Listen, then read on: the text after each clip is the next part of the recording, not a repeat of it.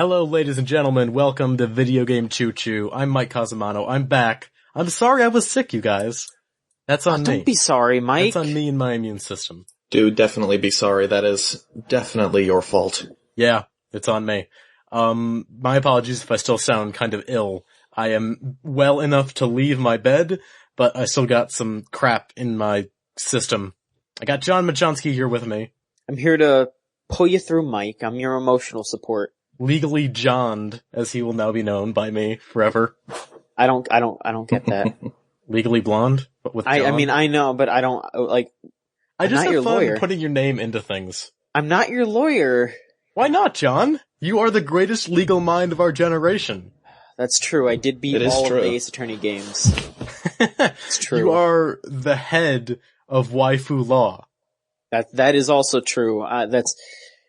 That's very true. No one knows more Graduate about that of Anime University. Stephen Epps, you're back. I am back. Well, I was back last week, but now we're back together. We're all back together. The Hooray! family.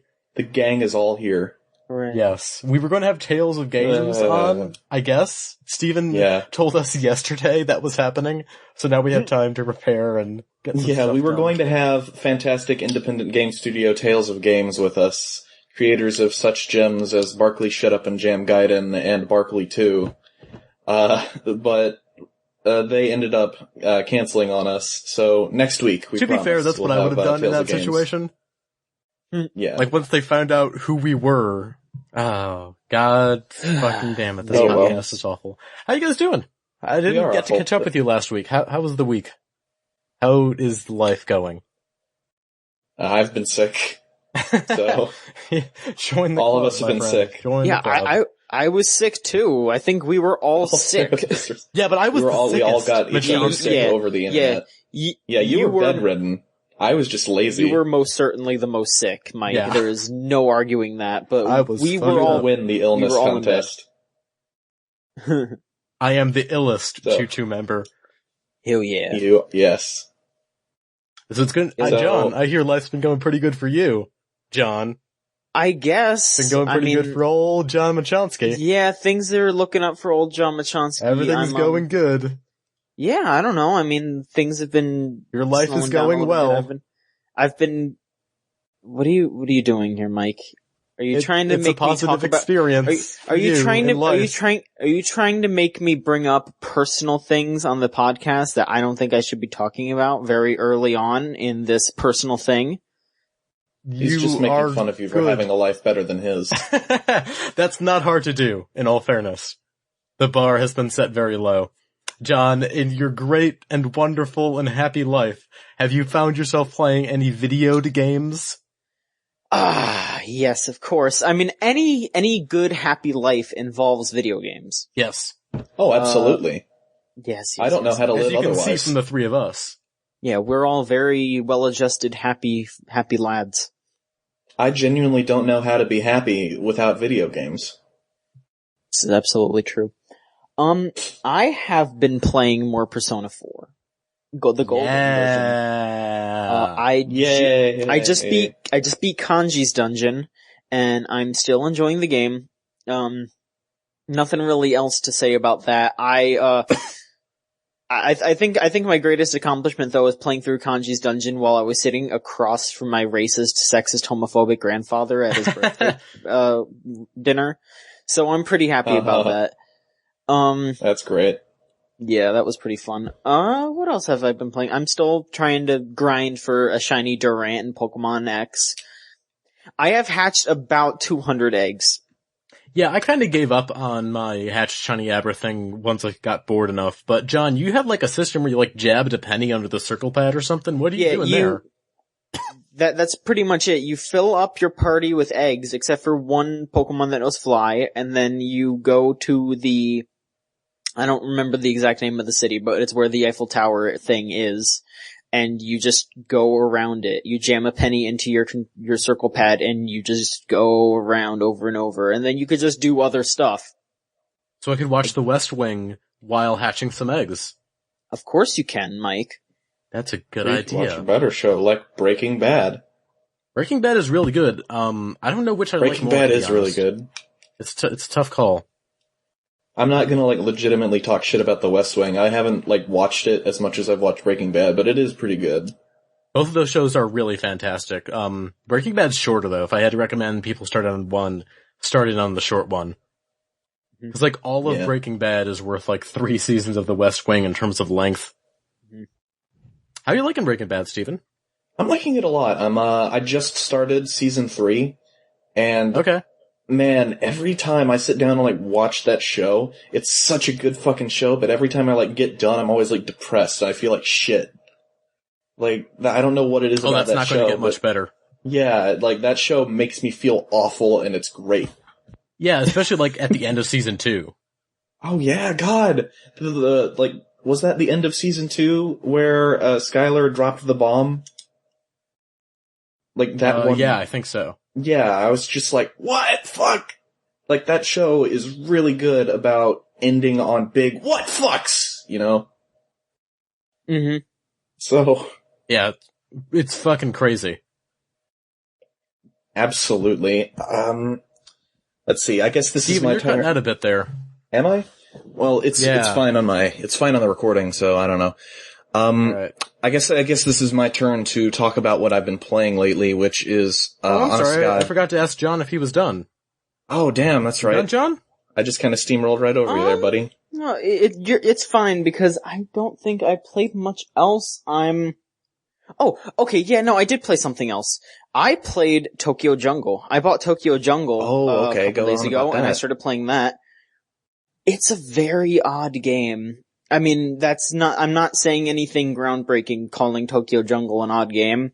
Mm-hmm. But I really like it. I have some nitpicks, though. Oh, yeah? There's 2 big things. One, each animal, if you're playing as a predator or a herbivore, it's not much different, even though you're playing as a different animal. It's still kind of the same gameplay, so you're more or less just playing as a different skin of the same animal. But if you look past that, the game is still very fun, and it's interesting. I don't know, I kind of feel like it's less honestly, it is less a skin and more like a different stat range. You know, it's like picking a cleric instead of a warrior, basically. It's all the same kind of gameplay, but playing as a lion plays a little too similarly to a rabbit, I guess. Is that what it's like? No, like you press this, you do the same actions and it's almost the same strategies playing as a lion compared to playing as a dog, but they have different strengths and different weaknesses. That's pretty much it. Okay. And is it like a brawler or something? You gotta mash the buttons to punch the guy? No, it's like kind of like a side-scrolling, not really platformer, but it's a side-scrolling adventure game where you're traveling from area to area, and you have to complete challenges in survival mode, which will be like eat 3,000 calories, which means eat 3,000 calories. Calories are basically experience points, so it's pretty much like get 3,000 experience points by eating animals or eating plants if you're an herbivore. And they'll also be like travel to this area and kill all these animals in this region and take over this region by marking your scent, or mate 3 times and pass on your generations 3 times. So the whole point of the game is to eat, to keep yourself full, to make sure that you don't die, and take over an area, because every time you take over a full area, female animals will appear in that area, and then you could take them and bring them to a nest and you fuck them. And sounds hot. It's really That's my seduction technique. It's very scary how your seduction technique is pee on everything and then just women appear there. Yeah. Oh yeah, man. College life. That's how it goes in California. Yeah, that does make sense. But the weirdest part though is that when you bring the female to the nest, you press O to mate, and then an animation starts where the animal will mount the other animal, and it cuts away not fast enough. Oh my god. And it's very awkward. There's just that glimpse of you get just that glimpse of, you get that little glimpse, and it's like, you get that traumatic, traumatic glimpse of, Mommy, what are they doing? Don't look, Junior, don't look. Exactly. You just, I don't need that every time They're just wrestling. need to pass on my generation. I've heard that game compared to Dark Souls, maybe? Is there any merit to that? I feel like people are comparing it to Dark Souls because it's difficult and not really on a gameplay standard. I don't, kind of, if you think about it, if you compare the nests to fire pits, because when you pass on your generation, it depends on what, because you level up based on how much food you eat. Once you hit a certain amount of calories, you level up to veteran, and then after that it's boss. And based on what level you are, you can court better females. Like if you don't level up at all, the only females you'll be able to get with are desperate level females. And then if you're a veteran, you can get average females, and then if you're a boss, you can get prime females. So but prime like females are really then. rare. Just like real life, exactly. Once you eat 3,000 calories, you become a boss. And then women appear where you pee. Fuck just like real females. Life. I've been Hell going about life all wrong. That's what California's all about, man. I just eat enough at Five Guys. That's why they have the calories on everything over here. It's not a health. It's not a health thing. It's just like, do you want to fuck a prime female? Eat this meal. Do you want to scale up from desperate tier? Jesus Christ. And the best thing is that if you go with a desperate female, you get fleas and you have to wash yourself in water. You get animal STDs. Yeah. Well, no, because once you mate, you immediately play as the young. And so depending on what tier female you mate with, you get more young, which is kind of like extra lives. Uh-huh. Like if you go with a desperate female, you get 2, average I think it's 3 or 4, and then prime it's like 5 or 6. Prime females. I haven't been able to mate with a prime female yet because I always me neither. No. Oh, fuck no. Not missing a beat, both of us. But no, I haven't been able to do that because they're rare, and even though I do level up to boss every time that I play as an animal, they're rare. I always go for the average because I can't find a prime. Very upsetting. No. I just remembered my ex-girlfriend listens to this show. Well, she's your ex-girlfriend, so. I mean, oh man. So, that's great. But yeah, Tokyo Jungle is a very odd game, but it's $15. I also bought all the DLC, which was... Yeah, very odd, very niche. I bought all the DLC, which is another $10, and that came with, a robot dog, a Homo erectus, and a businessman, who is just a guy in a business suit who runs around. Wait, John, what does the businessman mate with? Yeah. Okay. I haven't played as the businessman yet. As the businessman, Fuck you. Do you play eat as the burgers, businessman and pee get on back things? to me immediately. Are we gonna have to pause the podcast or something? Yes, No, we will reconvene tomorrow after you've played it for a sufficient amount of time. So It's not even going to be a full podcast. It's going to be like, hey John, what does he mate with? Yeah, it's just we're just gonna upload a 10-second clip of me saying, the businessman pees like this, and he fucks this. VideoGameChoo-Choo.com. Tales of Games does not know what they're getting themselves into. So I think they know exactly what they're getting themselves into. I'm really glad this episode, Yeah. we got all this out of the way first. So, Tokyo Jungle. That is what I've been playing, yes. What is Tokyo Jungle? It's a 3D side-scroller. I don't really know how else to explain it. No, it's I mean like, very odd. I mean like, how does one obtain it? Is it like a disc game? Do you download it? It's on PSN, PlayStation 3 game. Okay. Yeah. No word on that coming to PS4? No. Tokyo Jungle 2. Because it was so niche, animal like, fucking. yeah, God. Next gen.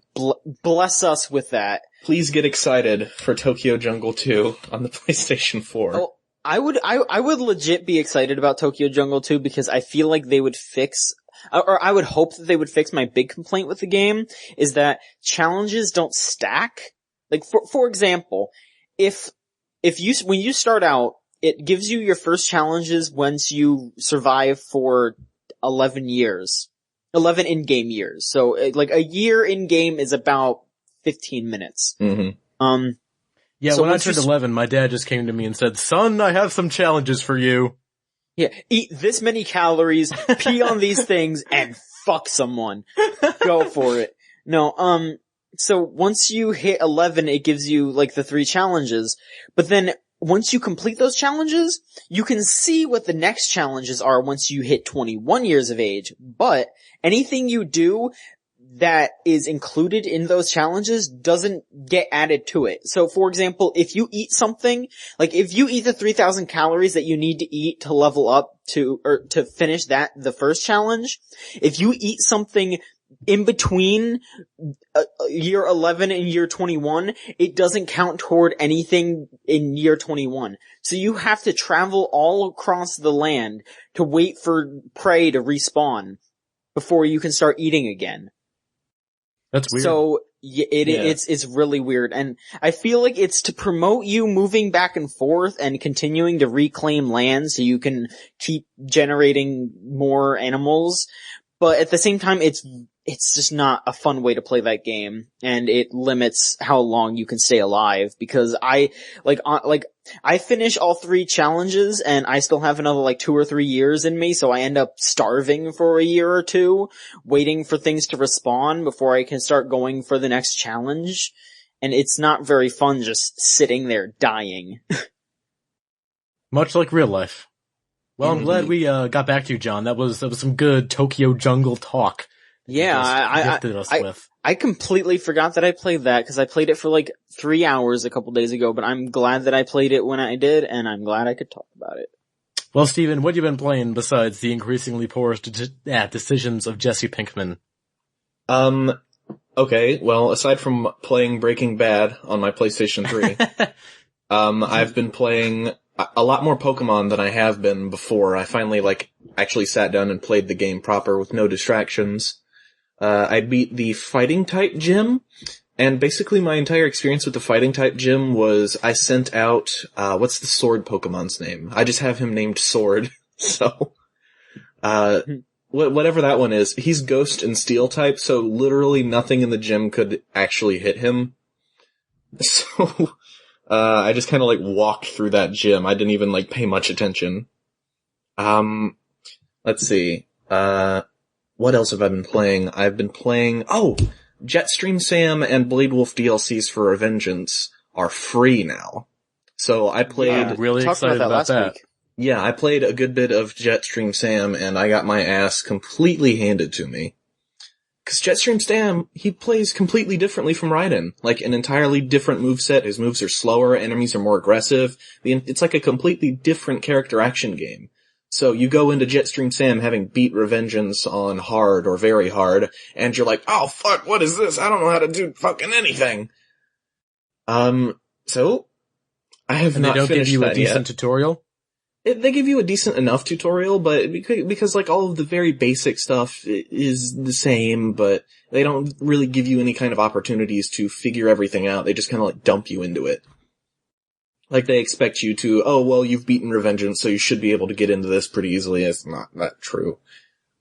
As someone who is a fan of, but not very good at character action games, it's been pretty hard. And, in the same vein, I've been playing DMC a bit more. And by a bit more, I mean for half an hour before the show started. That game's okay. I'm not a fan of the fact that there's no lock-on in that game at all, because the camera moves fucking slow as hell, and... Actually, yeah, that was one of the same issues I had. Yeah, there's no lock-on and the camera is super slow, and I went into the options on the PC version and there was mouse sensitivity settings, but I'm not using a mouse, and when I turned up the mouse sensitivity, it didn't actually do anything to the camera. So it's still just slow. Mm-hmm. And Dante himself as a character... not a fan. And I know that I'm very early in the game, but Dante's voice actor really not into it, and he has that same kind of he has the same kind of voice that the white guy from Pacific Rim had, where you can tell that this is not an American person, but they're trying to do an American accent. I don't know if that's true, but that's what he sounds like. And How far are you? I'm at the part where, near the beginning, right after the carnival, where he's in the mansion, rediscovering his past. Oh yeah. So. Or hell of early. Yeah, really hella early in that. And he's every time I would go into a new room, he always comes up with this new quip to say, or I remember this, and it's always so weirdly delivered. How do you deliver a line like, I remember this, in a way that doesn't make you sound like a human being? I think a lot of that character, he's really at his best when he has someone to play off, and, really, something to play off, not just every line that happens. Yeah, every line that he delivers, even basic observations about the environment, kind of sounds like he's spitting it out and trying to be snarky about it, but at the same time, he's saying things in a situation that doesn't call for snark, and the line itself doesn't call for it. So he's looking around the mansion, and he's I remember this, but he says it I remember this. What? And then he goes up to a painting in the mansion of his dad, Sparta, and he looks at it and he's who the hell are you? And it's a fucking painting, Dante. Who are you doing that for? You're fucking shit-talking at a painting that can't respond to you. Why are you such not a person? DMC becomes a much more enjoyable game after the Succubus boss fight. And that's really not too far from where you are. I think it's the next thing you go do. I hope so, because, the way that you describe the game, it's oh, don't worry, it gets so stupid that you start to enjoy it. But right now, it's the part of a bad movie where nothing's going on. No, yeah, you're still in the expository phase. They're getting all their shit out of the way. Yeah, I'm in the expository phase of, nobody knows how to act, the plot isn't really that interesting. I'm waiting for the stupid shit to start happening. But, when Dante is just left alone to his own devices, in his own little world in a quiet area, he's not fun to listen to because he's bad. He's just bad. So. Yeah, I agree the early goings of that game are pretty rough. How do you like playing it though? Playing it, it's alright. It's different from Revengeance, and Revengeance had the weirdest fucking, combat system in a character action game just about ever. So it's not fair to say that it's weird because it's not Revengeance, but I have been playing Revengeance since I got my PS3 for nearly half a year. So going from Revengeance's super weird thing to this control scheme that I will admit makes a lot of sense, it's still a really rocky transition, and I'm still trying to figure things out. Okay. Whenever I try to dodge, I do in Revengeance, in order to dodge, you have to push a direction and press, on a 360 controller, it would be A and X at the same time. And in DMC, in order to dodge, you just hit one of the side buttons. Revengeance, the launcher, I don't even remember what the launcher was in Revengeance because it was this really stupid long thing, but I know it. And in DMC, there's just a dedicated launch button. So, I'm still kind of rocky on it, but it's distinctly easier than Revengeance is on hard or very hard, and I'm playing it on Nephilim, and it's way easier. But it's still weird, so I'm not used to everything yet. So yeah, that game is more about flow than any one particular combat mechanic. Yeah, it's a good encapsulation of what that game's trying to do because it wants you to do as many cool, flashy things as possible. Just smashing these monsters up with your fucking huge fists and then throwing the things everywhere and doing the backflips, and that's all really fun from a spectacle sense, and it's also a lot of fun to play. I think that the reason that I'm kind of not enjoying it as much is because I came from Revengeance, and in terms of a really stupid spectacle fighter, Revengeance blows it out of the water. First 10 minutes, you're fighting a Metal Gear and you catch its giant sword while metal dubstep plays in the background. Rules of nature! And then you throw it and then you suplex it and jump on it and start cutting it to pieces. And I'm maybe an hour into DMC and I'm kind of just walking around a very quiet mansion while Dante quips to nobody. So, I can feel that, you're not lying to me. This game will get weirder, it'll get better as it goes along, but, Revengeance has spoiled me. And I'm not going to, I'm not going to relent that Revengeance is just such a better game.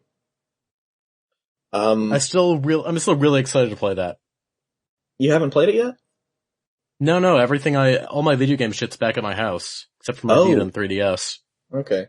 Well, I can't fit anything in this dorm room, but, next semester, I got one of the really high room pick numbers, like I'm fucking 6 out of how many students there are here. So I'll just get myself a nice air-conditioned single, set up a TV or something. Alright, that sounds video games. Sounds like a good deal. Let's see, what else I played a game to Revengeance when I go home for Christmas. I played a little game on Steam that was $4 called Marlow Briggs and the Mask of Death. And oh yeah.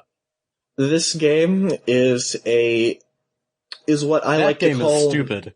Yes, it is what I like to call a B game, as in, it's not quite an indie game, or not what you think of when you think of indie game, but it's nowhere near like a AAA game. It's that weird space between indie and AAA.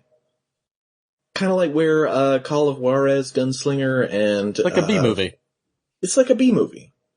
And it's surprisingly pretty for what is a $4 character action game that I got on Steam about a black man who is in Mexico and gets selected by an ancient Aztec mask to be the ultimate new hero of the Aztec warriors and to tear down all of the evil white men that are tearing apart the beautiful jungle, and is also a God of War clone. The game, in its credit, the game never stops being at that high. Like, it opens at a high, and it just fucking maintains it. Like, you start off the game with the entire facility exploding already, and you're tearing it to pieces, and then at the end of, like, this part, you get onto a heliport, and then someone blows up the heliport so it falls down the side of a mountain, and then you, like, jump onto a big, like, cargo elevator thing, where the cargo box is, like, sliding down diagonally over the jungle, and, like, there's a guy with a flamethrower trying to kill you off of it. And then that thing breaks, so then you jump onto a helicopter and you hang on it upside down, and the chapter name Upside Down Helicopter Ride happens. And, you spend like a good 5 minutes swinging upside down on a helicopter, dodging like jungles and ancient castles and shit. So, it's like a game that I would make, in a sense. Like, it's very clearly a small group of people saying, let's make something stupid. And it very much delivers on that. And the combat is a lot of fun because it steals fucking everything from God of War. Uh-oh. Did the call just drop? Uh-oh. Uh-oh. Fuck me, John. Oh, there he is. Oh, okay. Did you hear a single word that I said at all? No, but I'm sure it was good. I heard most of it. I heard, like, up until you said that, he swings through jungles. And castles. That wasn't much then. The combat is fun. It steals everything from God of War. It's very obviously a game where a bunch of people kind of got together and said, you know what, let's make something that is stupid. Let's make something that's stupid, but we don't want it to just be an indie game that's stupid. And I guess I can kind of appreciate that. It's nice to see an indie game or something slightly above an indie game, I don't know. It's nice to see an indie game, like, be in 3D and look really, really good. And I would even dare to say that it looks better than DMC graphically, and it runs on the same engine. And it cost $4, and its name is Marlow Briggs and the Mask of Death. Very weird game. I love games like that. It's fair to mention that it does not always cost $4. Yeah, it does not always cost $4. It was on sale for $4, but normally it costs only $15. And $15 will also buy you Shovel Knight in December.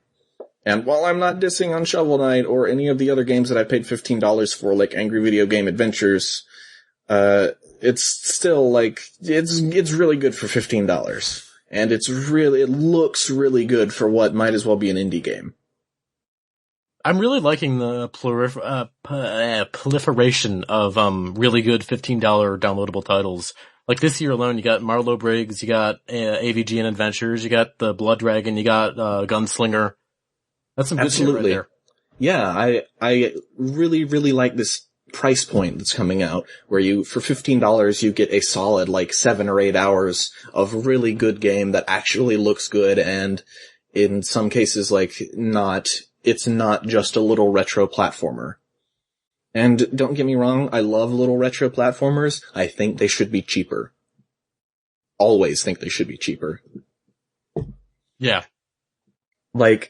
For $10 on the Wii U, I have to pay $10 to get Earthbound. In my personal opinion, I shouldn't be paying more than $5 for games that are emulated. And if it's a new game that's designed to look like a NES game, I'm not going to diss all of the work that goes into it. Like I said, I fucking love Shovel Knight and I follow it religiously and I'm going to all of the streams and whatnot. I still think that it's too expensive.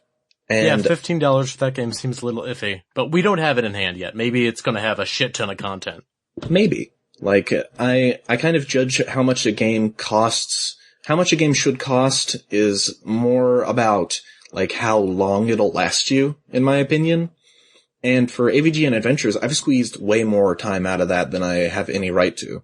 Because it's so good and it's really hard, but you keep wanting to play it. And with a game like Marlow Briggs, it's got fantastic presentation. It's got nearly AAA presentation. I would not say that it, absolutely, but it's, for $15, you get 8 hours of a really pretty 3D character action game. And I love Revengeance. I think that Revengeance is fantastic. I paid $35 for it, and it gave me about that same amount of time. Steven, you are cutting out very bad. Yeah, I don't know what's up with my internet tonight. It's storming outside.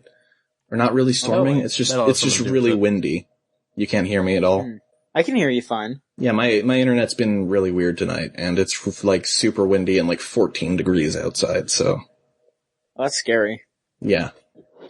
Oh well, I guess I'm done talking about Marlow. I'm gonna give that game a shot. I don't know if it's ultimate top 3 game of the year territory, but I don't know, maybe it's worth talking about. Well, Mike, what have you been playing, man? I've been playing, Oh God, Sick for the past week, so I didn't really get to play much. Although I did start feeling better, around Friday, so I decided, I can't leave Steven's gone again. I can't leave the room because I'm still too sick to do that, but I'm well enough to leave my bed, so I'll play some FTL on my laptop. And this was before I heard about the expanded content or anything like that. I just wanted to play some FTL. Oh yes, I'm sorry. I almost spoiled John's news. I think I have a winning FTL strategy. I think I can do it, you guys. Okay, you take let's the hear it. slug ship, and then it's got the breach missiles, and it's got the biobeam. And what no one tells you about the biobeam is that if you kill everybody on a ship, you get a shit ton of scrap, you get a shit ton of missiles and fuel and drone parts, you get a lot of stuff, and that'll help you, spend more money. It does take a little bit longer to kill ships, and if you don't invest in the right stuff during late game, if you don't have some actual weapons, you'll be kind of fucked. You should probably get a better breach missile or a second breach missile or something. But it seemed to be working pretty good. The worst that happened to me was I got in a stalemate with the second form of the first boss. And I think that's actually not too bad, considering, how fucking tough that thing is. I'm just gonna keep plugging away at that, see if I can't get it to budge, figure out a strategy. I also saw Thor 2, because my roommate kicked me out of the room while he was having sex, as is happening all the time. So I just went to go see Thor 2. That movie's pretty good. A lot of it was just Star Wars. It was just basically, they had lasers, they had lightsabers, they had the ships, and they went, Nyeh. And that part was pretty good when it was Star Wars. And then they went on Earth, and that made me want to tear my hair out, because, I liked the first Thor movie, but everyone says, oh, the human characters are so annoying, it's not funny. And, that's what Thor 2 was like for me, and I liked Thor 1. So if you didn't like Thor 1, you thought, the humans were annoying and they're full of bullshit, dumb, crap, shitty humor, then, Thor 2 might make you pull your hair out with frustration. But there's a lot of stuff that's just Star Wars. So if you are not a person that is intensely sexually attracted to Loki, you might not enjoy Thor 2. You might enjoy Thor 2 just for, the fun fantasy action. I think that's really cool, and Loki isn't as egregious in this movie. Like, they find something for him to do and they kind of push him off to the side. Like, we're done with you. You can go do whatever it is you're doing. Not to spoil anything, but he's not that big of a presence, thankfully. Thank God. I am tired of that character. I was under the impression that Loki would since be... he first showed up. Yeah, I was under the impression that Loki would be playing a very large part in the movie just from all of the Tumblr cam rips of him that have been turning up.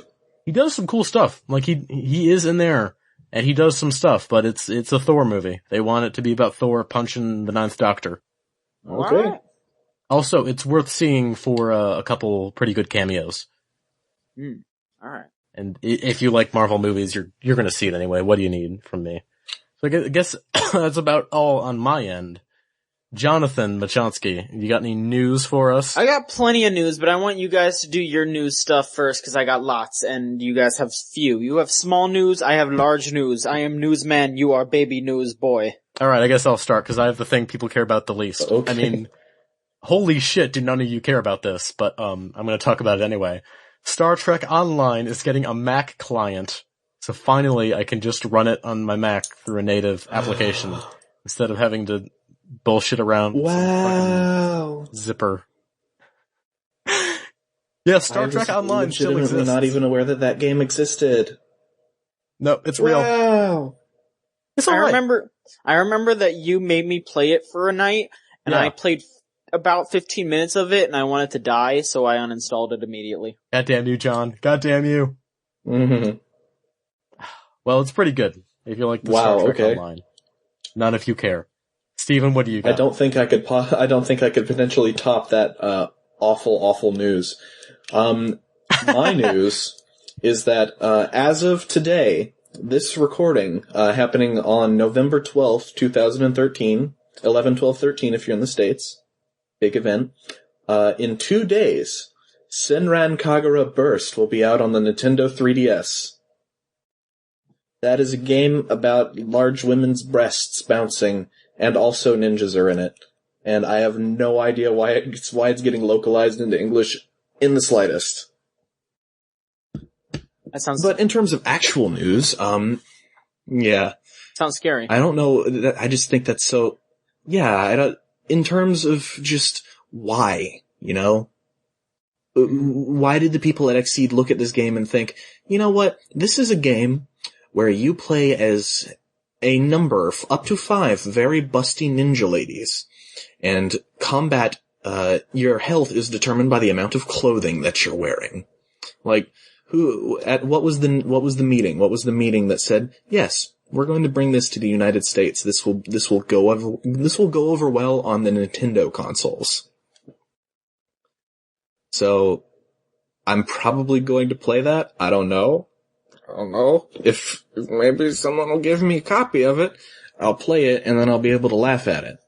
But in terms of actual news, tomorrow from today's perspective, Nintendo Direct is going to be happening, and supposedly they're going to be announcing some very exciting, never-before-seen stuff. What do you guys think it's going to be? I think that this Nintendo Direct, they are going to announce the release date of the new Kirby game, at least that's what I'm hoping. That would be wonderful. Because I really want to know when this comes out. I love Kirby, and I hope that game is very good.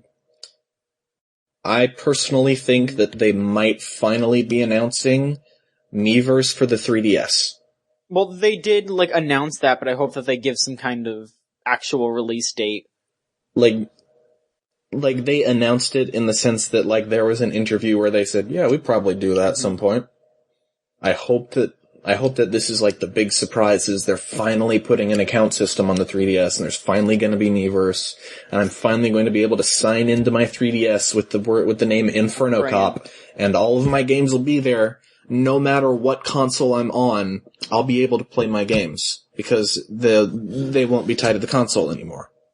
Got my hands up in the air in prayer. Let's see. Nintendo. Well, boy, guys, if I understood any of that would be great. Oh, the Sony end-user license agreement. The thing I think they will do is they're going to announce something big for the Wii U because they want people to buy that thing during the holidays. Nope. Guess what, Mike? It's a 3DS only Nintendo Direct. Shit hot. So yeah, it's 3DS only. Oh god, hold on, wait. Fuck, there's something wrong with my audio. Huh? This is a repeat Choo-Choo train wreck. This is reminding me of the original train wreck, except I'm not singing anything. I also wanted to talk about the Sony end-user license agreement thing. Sony had a little blurb of legalese in their updated EULA, where they said, you are prohibited to trade in your games without permission from the publisher. Okay, got it. And everybody started freaking out. Okay, good. Everybody started freaking out, and then, like, people with brains looked at this and they said, this has literally been on every single piece of consumer electronics that has ever existed since, like, 2003. Mm-hmm. Nobody needs to be freaking out about this. Yeah.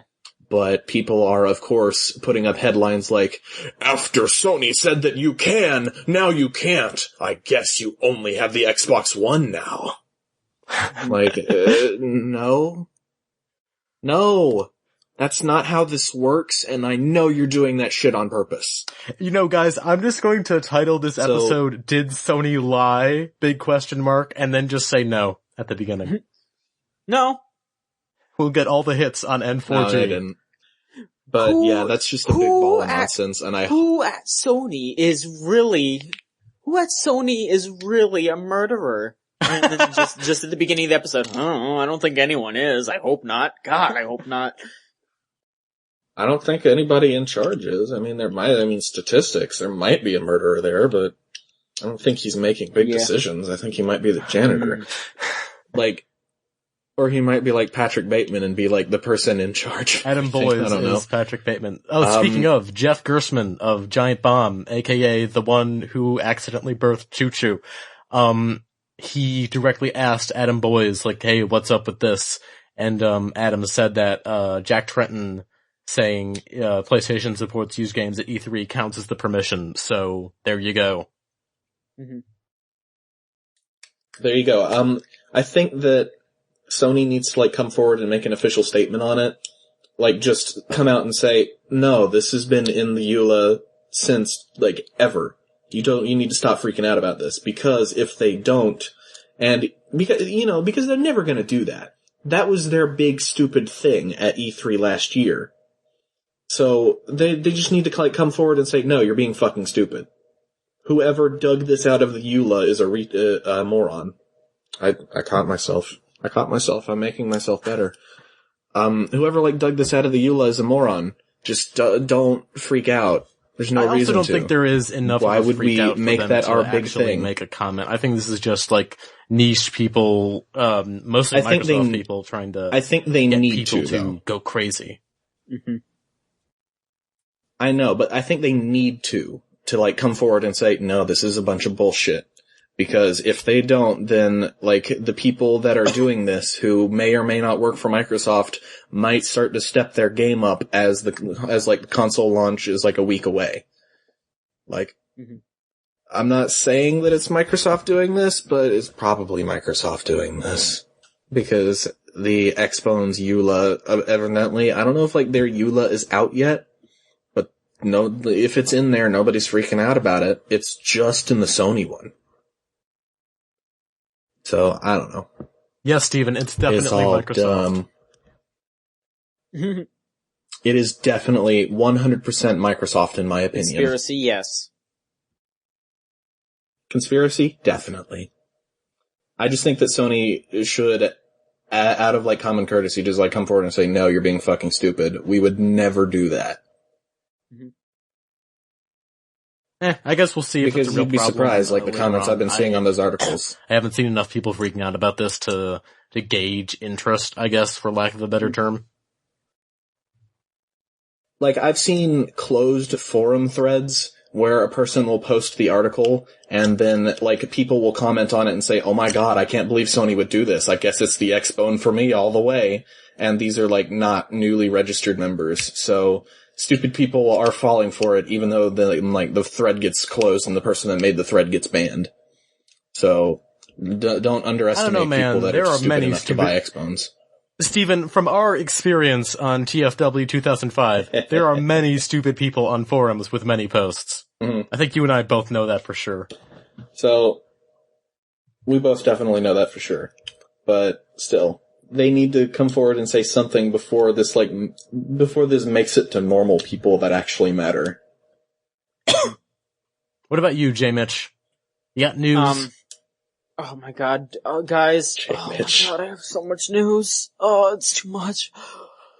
Oh, I need to handle John, news. some of, I need squirt to let your some news of it all out. over my face. Ew, no, I was going for Impregnate me with your news, John Michonski. I was going for the, evil shadow, taking over my body, not any kind of John, disgusting put your sexual inverted innuendo. pyramid in my lead. Okay. I think, is this turning into a competition to who can make this the most fucked up? Because I will win. No, All right, let's go. Let's end Let's this. go, Let's Eps. end this. End this. Enough. Enough. He Our knows one girl we'll looks just for keep dinner. going until one of us is dead. No. I need to It'll read escalate news. until we... I need to read Alright, the go news. on, J. Mitch. And then we'll start making this awful. Impregnate me with your news, Oni-chan. It's enough. John, I want to put your nut grafts in my mouth. Are we done here? We're fucking done here? Oh, man. Oh. This first dead up. silence is either anger or the call fucking up, I can't tell. It's a little bit of both. Anyway, first up, Smash Bros. News, cause y'all know, It's gotten to that point. y'all know that I love me some Smash Bros. News. Marth has been confirmed for Smash Bros. 4. It's Hooray. not super exciting because Marth. it's been since E3 that we've gotten a newcomer and everything else has been Not returning really. characters, and I'm bored because if we got a Fire Emblem character, it should be someone from Awakening, not fucking Marth. I think that it's funny how, Fire Emblem is finally popular in the States. Even if it was just by default, because there was no other game for the 3DS at the time. Mm-hmm. And they still went for someone that, wasn't in that game. Yep. Good going, everybody. Good going. Good job, Ninty. Yeah, hopefully we get a newcomer like Chrom or someone else from the game. I'm hoping really hard that we see some newcomers soon. Or at least returning characters that people don't expect. In other fighting game news, in other fighting game news that is also something that I enjoy quite heavily, Skullgirls have officially parted ways with Konami. Their publisher, Autumn Games, have terminated their contract, which means that it will be easier for the PS3 and 360 patches to be put out.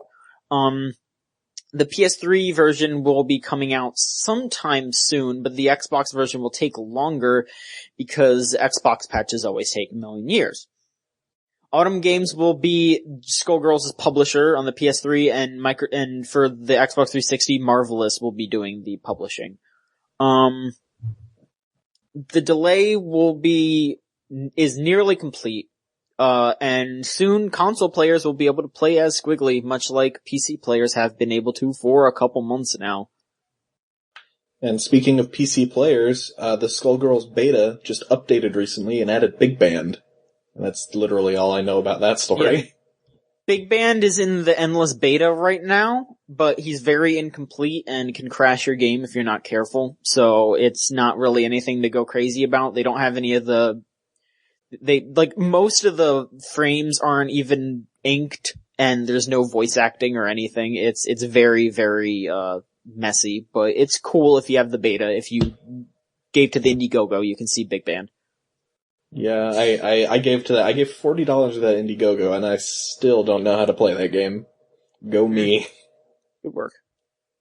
Next thing is, BlizzCon happened, and World of Warcraft got its next expansion, which is Warlords of Draenor. I don't know anything about World of Warcraft, so I'm just gonna read what this says. The landmass is getting split. There are new battlegrounds, new bosses, 6 planned 5-player dungeons, quests, 2 planned raid instances, and more. And a new PvP zone. Also, the level cap is 100 now, and, I think they're redoing all the character models. Yeah, I've been seeing a bit about So that. it won't look like shit. Yeah, I don't know anything about World of Warcraft, but I've always appreciated its art style to an extent. Mm-hmm. So those newly updated player models are pretty cool looking, because now the game doesn't look like a Nintendo 64 game. Yeah. But still not gonna play it, sorry. I realize my indifference is deeply ironic considering I'm the guy who was talking about Star Trek Online. Yeah, I just don't like MMOs in general. Anyone care about Heroes of the Storm? Or is it just me? That's I don't like even know what that is. MOBA, right? Yeah. Fuck MOBAs. That's what I gotta say about that. I am hype as shit, as they say in Italy, for, Heroes of the Storm, and I don't even generally like MOBAs. I just want to see StarCraft punch Diablo. Fuck MOBAs. Fuck MOBAs. MOBAs are too hard. In better news that Mike also spoiled because he's a piece of shit and he doesn't let me fucking talk. FTL is getting a free expansion and an iPad version in early 2014. The expansion, called the Advanced Edition, will add new weapons, drones, augment systems, enemies, and more. Yeah, it's coming to iPad as well, and it will be the Advanced Edition, and let me remind you that the Advanced Edition is free, so if you already own FTL, this is free DLC for you that is going to automatically update, and it looks really neat. That's pretty cool. Hooray! Especially the iPad Mike thing. bought me that game. Mike bought me that game like a year ago, and I still haven't even opened it. I've played a little bit of FTL, and I liked what I played. It's a good game. It's a really fucking good game. It most certainly is. I'm gonna have to get an iPad at some point, based on how my experience at this school has been. I'm thinking that's a thing I need to have. So like having a game on it that is not just some dumb bullshit click thing until you can't click the thing no more. I mean, you can pay us money if you want to keep clicking the thing. I just want to play FTL, man. Just give me the FTL.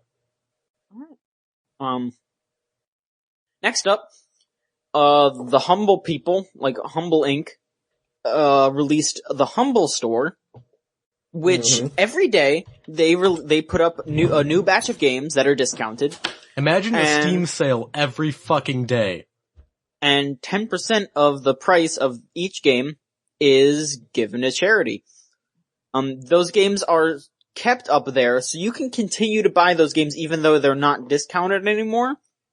And you can still give to charity at the same time. So I really don't see why you wouldn't want to buy your games through the Humble Store from now on, because, hey, you're gonna pay the same price as Steam, you're gonna give to charity, and sometimes there's gonna be discounted games. Like right now, they have Dust and Elysian Tale for like $7.50, and they have Blood Dragon for $5. Blood Dragon for $5. And I mean, that's just the day that we're recording, so it's gonna be completely different when you guys are listening.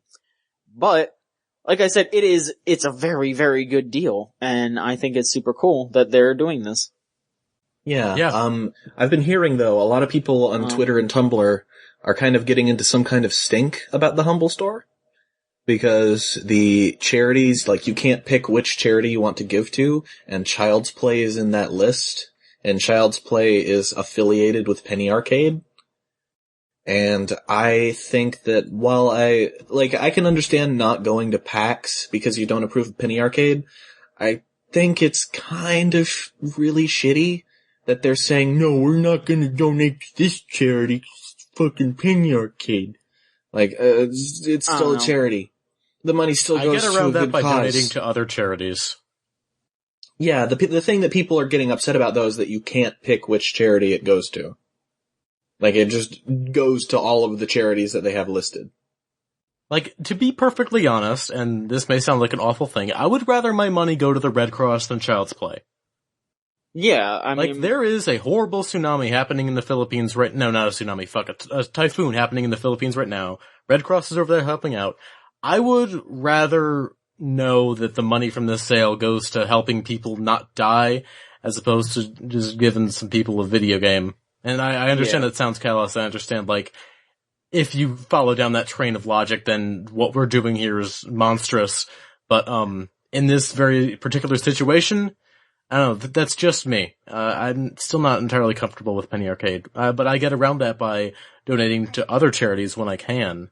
It'd just be nice to have the option, you know? I'm not going to complain about it. It's not really that big of a deal. But at the end of the day, I can understand why people are upset about it. I just don't think you should get that upset about it. It's really not that bad. It's, like, as far as, like, getting mad at Penny Arcade goes, I totally understand it. I get behind the ideas like, oh, we're not going to go to PAX anymore because the people behind Penny Arcade are a piece of shit. But, like, this is a charity. It's still going towards a good cause, and I get that you don't want to give money to, like, these people, but these people aren't getting the money. This is a completely separate organization that is tangentially related to these people. And the money is still going towards charity. And you're boycotting this entire store where, like, it's not just this charity that gets the money. It's like, oh, I'm not going to give money to this store because it's this particular charity. I just think that's just so petty. I can understand being upset, but not that upset to the point where you're saying, don't buy anything from the Humble store. These are pieces of shit. Like, yeah. Like, I'm not even exaggerating when I've seen people say that exact phrase. Like, don't give anything to the Humble store because this Child's Play charity is such a piece of shit. Like, no, it's not. It's a charity. It's better than you. Like, fuck you. Also, there are other charities that are getting the money, right? Yeah. Yeah, there's. It's not just Child's Play? There's 4 other charities other than Child's Play that are getting the money. You've got the American Red Cross, you've got Child's Play, you've got the Electronic Frontier Foundation, you've got World Land Trust, and you've got Water. So, shut up. Like, if you really cared about giving to charity, you wouldn't be fucking, like, buying games and giving a percentage of it to charity. If you really care about charity so much, just donate to the charities. Except no, you just, fuck you.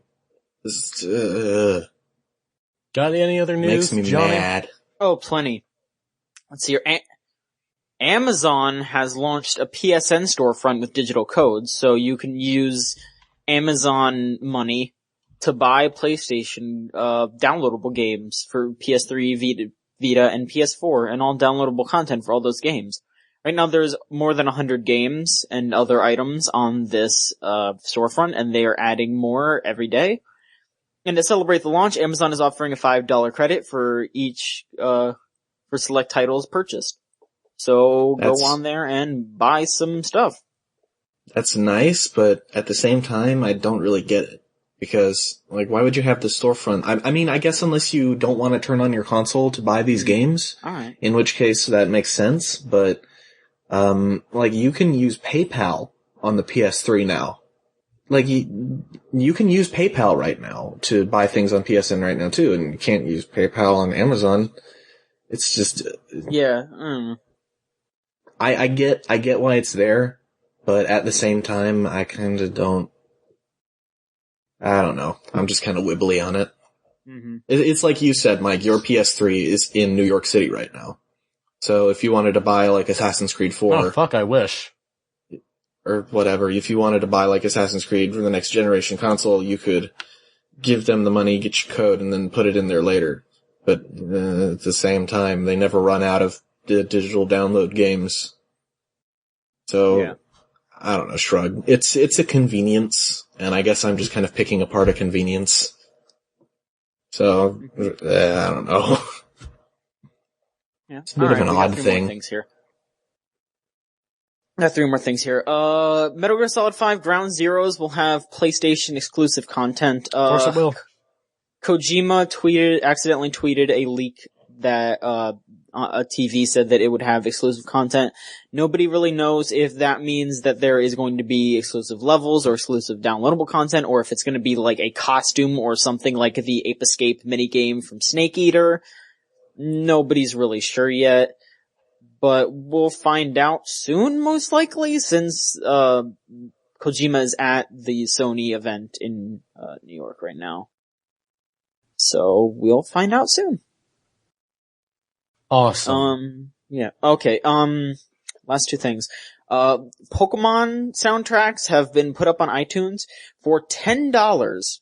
You get 3.5 hours worth of music. You get the Fire and Leaf Green soundtracks, the Heart Gold and Soul Silver soundtracks, the Ruby and Sapphire, Diamond and Pearl, Black and White 2, Pokemon X and Y, and a battle theme from Pokemon Origins, which is going to be airing on Pokemon TV and the Pokemon TV app on iOS on the 15th, which is 3 days from now. So, can you guys hear $10. me? Yes, we can now. Weird, okay. There's also a huge lag. Yeah. But yeah, so it's $10 for 200 songs and 3.5 hours of very goddamn good video game music. So, honestly, I'm thinking about dropping the $10 just so I can get the Ruby and Sapphire music, because holy shit, the Ruby and Sapphire music. Well, awesome, Jonathan. Yeah. And one last bit of news. I have put this up on the Choo-Choo website, but I will talk about it here as well. A game that I am very, very much interested in. Oh, here he goes again. Danganronpa is coming out here in the United States on February 11th on PlayStation Vita. Danganronpa is a Ace Attorney-esque game where you play as a semi-useless, very blank main character who walks around a school and talks to people until someone dies, and then he has to figure out who did it. More like Danganronpa. Thank you. Anyway, this is a remake of the PSP game that came out only in Japan in 2010, and in this remake there are HD sprites and a special school days mode where I think you can date other students, so I'm looking forward to that. I'm sure you are. I think it's kind of cool that Danganronpa is coming out in the United States. Even though, like, the only thing that garnered any interest for it at all here was a very recent Let's Play of it on Something Awful. I think that it's cool that, like, Let's Plays of games where they translate a game that never came out here can make people perk up and say, hey, why don't we bring this out here? We can sell it because people are into it now because of a Let's Play on Something Awful. I think that's kind of a very interesting little aspect of kind of the relationship between the way that the internet, like, picks up on trends and how, like, games can just come out because of that now. It was also just kind of a happy coincidence, too, because the Vita port of Danganronpa's 1 and 2 just came out in Japan, so they're basically using this as a testing the water scenario to see if it's worth translating to. And then there's also going to be a third-person shooter game that's coming out in Japan for the Vita. And they've also teased a third game in the mainline series, so hopefully those come out closer to actual launch in America for us for the next two games if people buy the original. So yeah, it seems like it's a pretty cool game. Like no jokes about it. Like just legit, it looks like a fun Ace Attorney-esque game. So I am hoping that it comes out and it sells really well. I'm glad that I can just talk for like a minute and then not realize that nobody can hear me. Yeah, it's, I'm sorry, Stephen, most of what you say might not actually be in the episode. Yeah, I'm aware of that. I was just saying that I hope that they don't expect too much in the sales numbers from Danganronpa, because we almost didn't get Ace Attorney 5 and we didn't get Ace Attorney Investigations 2, because it wasn't pulling, like, Call of Duty numbers. So, they're definitely positioning Danganronpa to go up against Call of Duty. In fact, they're launching it on the same day. Yeah, it's true. Oh, February wonderful. 11th, 2014. Danganronpa, Black Ops. Great. But you know what I mean, seriously, I'm surprised that they didn't just release it as a downloadable. That would have made more sense, but yeah, we'll see. Maybe there will be some cool pre-order bonus. Maybe I can get myself a Monokuma hat. Or a waifu throw pillow that I can plant multiple smooches upon. I think it's very odd that they're translating that character's name as Monokuma. It is very weird because even the Let's Play they translated it as Monobear. Yeah, because Kuma means bear in Japanese. So, like, they're doing a lot of really weird, like, translation things, considering, like, 90% of the people that are going to be buying this game read the Let's Play. And that Let's Play is basically the reason that this game is coming out. It is very weird, but in all honesty, Monokuma kind of sounds a bit cooler than Mono Bear. I don't know. Yeah. I think it might have just been a "this sounds cooler" thing. I've never been a fan of leaving things untranslated because it sounds cooler. Like, in JoJo, in a lot of, like, subtitles leave the word Hamon in JoJo untranslated when all it means is, like, ripple, and Hamon energy means ripple energy. You left it because it sounds cooler, and I've never been a fan of that. Well, yeah, that's all I got for news now, so I think we should do our questions really quick and wrap this up because this is yet another train wreck. I'm sorry. This is one hell of a train wreck of an episode, and I'm really glad the Tales of Games delayed. Yeah, agreed. I'm guessing it's the storm that's fucking with you. Is it just me? It is just you. I haven't had any problems with John. Oh, okay. Well, should we skip questions this week, or should we just end it now, or what? Just go for the questions. We're good. All right. We can do this for another 10 minutes. All right. Our only Tumblr question is from Tumblr user Shulas. Thank you, Shulas. They ask, what is the coolest moment you've experienced in a video game? That is a super broad-ass question, and it's hard to say that. I mean, okay, I think the easy answer would be all of Revengeance. Yeah, just about every climactic moment in Revengeance, but to narrow it down, the first rules of nature and the entire final boss fight of Revengeance. Yeah. Like, all 5 of the endings of Okami were all pretty cool. Alright. Mike, do you have any, coolest moments? The end of the Wind Waker when you stab Ganon in the face. Oh yeah, that's pretty good. I think the end game from Infamous 2 is pretty cool. Like, everything past, when you get to play during the lightning storm. That's pretty fucking rad. It's pretty much all that comes to mind immediately. A lot of my favorite moments have been just, like, emergent gameplay, like, accidentally launching my car across the map in Forza Horizon, stuff like that. Mm-hmm. Hey, John. Yes. I literally just thought of this right now, and I don't know why. You should buy Time Hollow and play it. Time Hollow? Time Hollow. What's that for? Nintendo DS. Nintendo DS? Nintendo DS. Okay. Why don't you tell us what Time Hollow is, Mike? Nah. Okay. John will tell you soon enough when I make him play it. When you buy it for him. You know what? Yeah. That's probably what's gonna happen. Okay, yeah, you go ahead and buy that for me. Buy it from me, too. Alright. No. Alright, well, let's move on to this last question. Twitter user Samepo, thank you, Jack, he asks... Thanks, Jack. Yes. If you could make a game, what would it be about, and how would it play?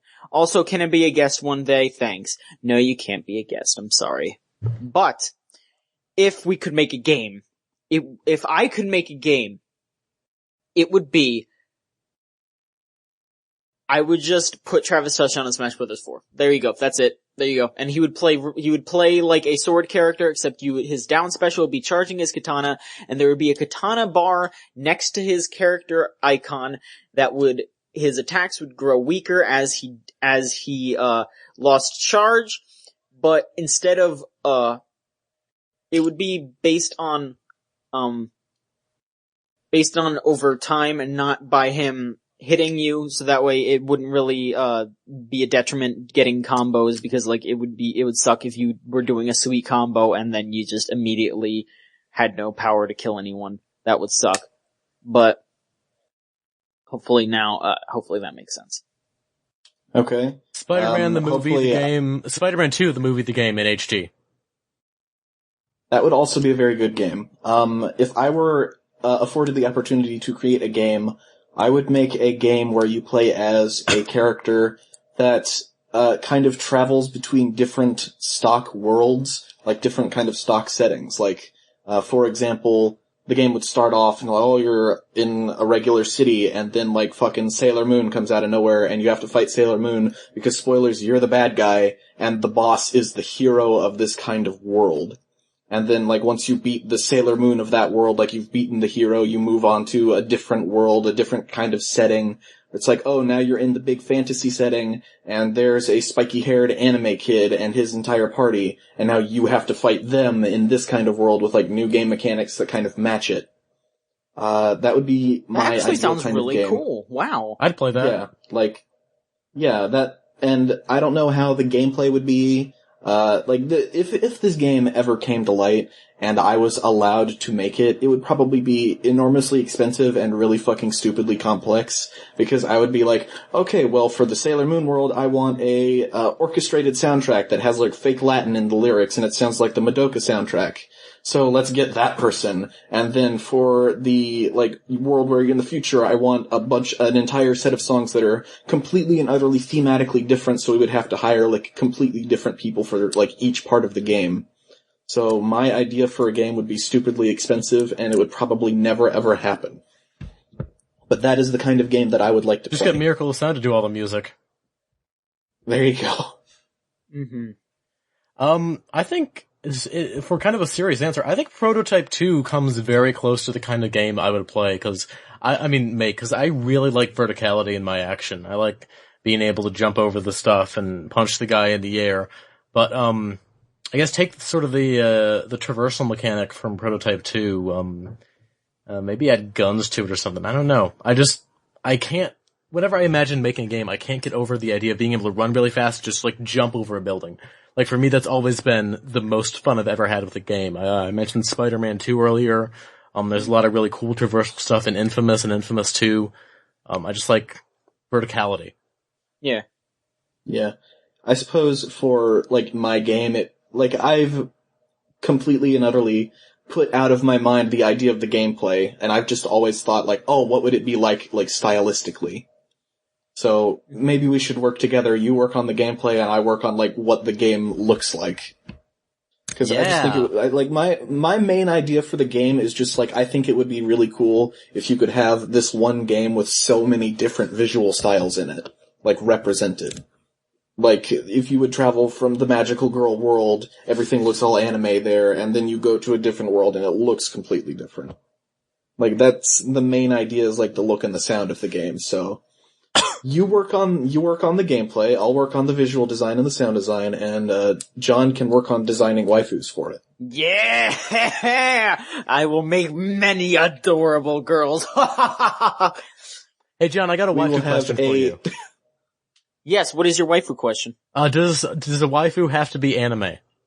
No, it does not. Oh my.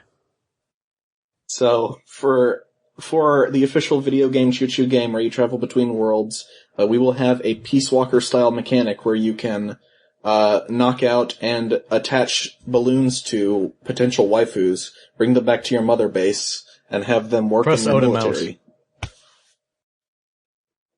Yes, and then you press O to mount them and continue further generations of waifus. Finally, my game of the year will be created. Speaking of waifus, ladies and gentlemen, you can go on videogamechoo-choo.tumblr.com or go to videogamechoo-choo.com. We got a contest up there. Draw an anime Choo-Choo lady waifu girl. Kind of like how Internet Explorer has the anime girl now. Do that for Chooch, and you might win some stuff. Steven Epps, what can they win?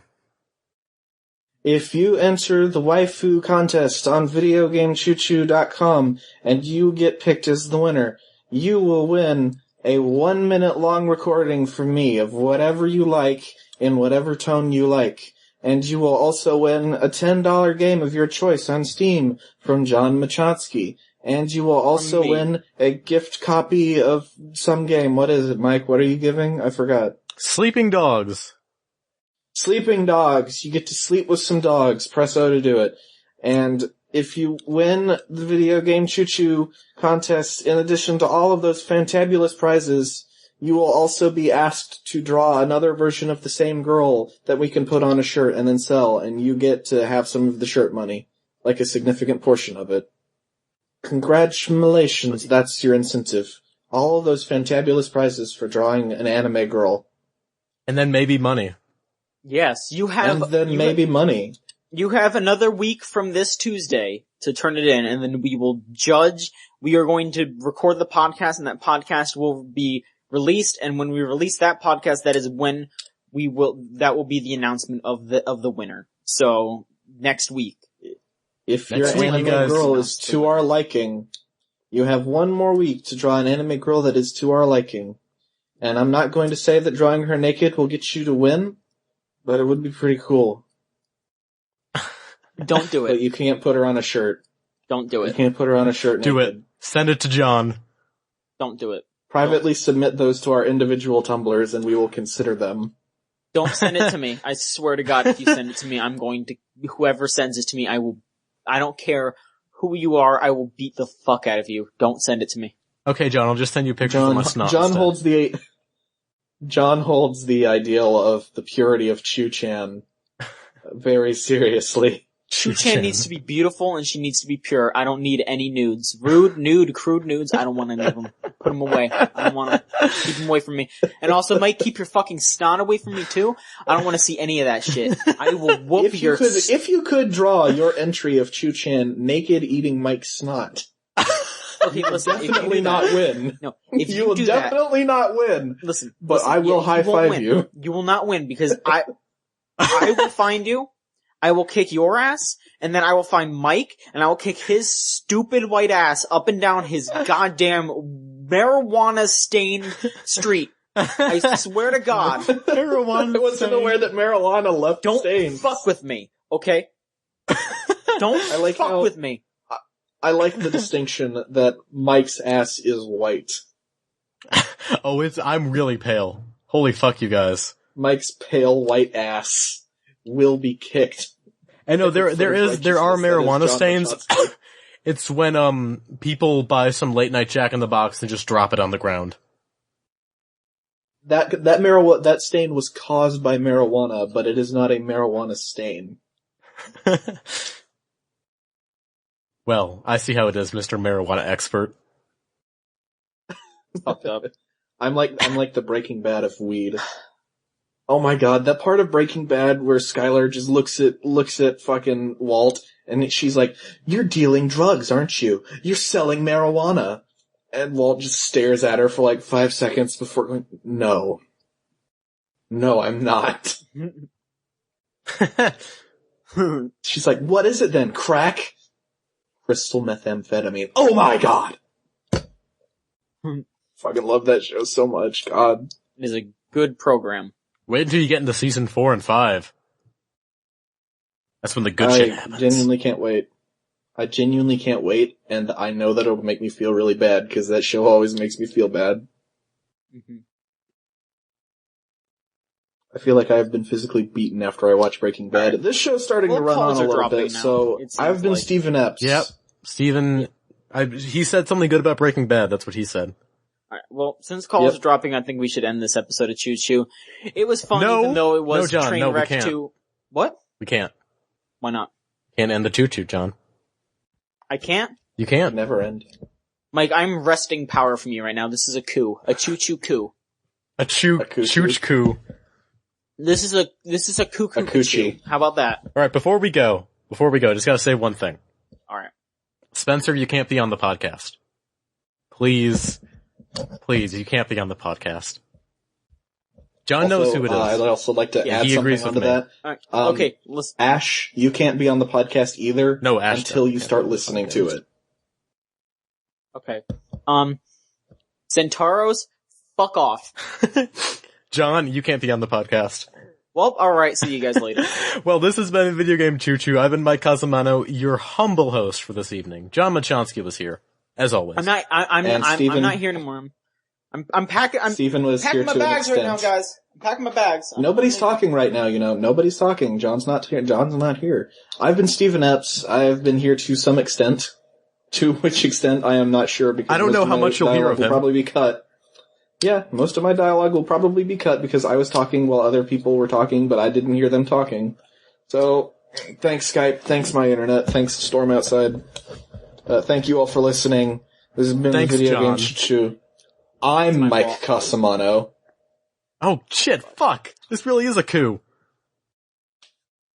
And there's nobody else tonight. Good night, everybody. Good night, everybody. Huh?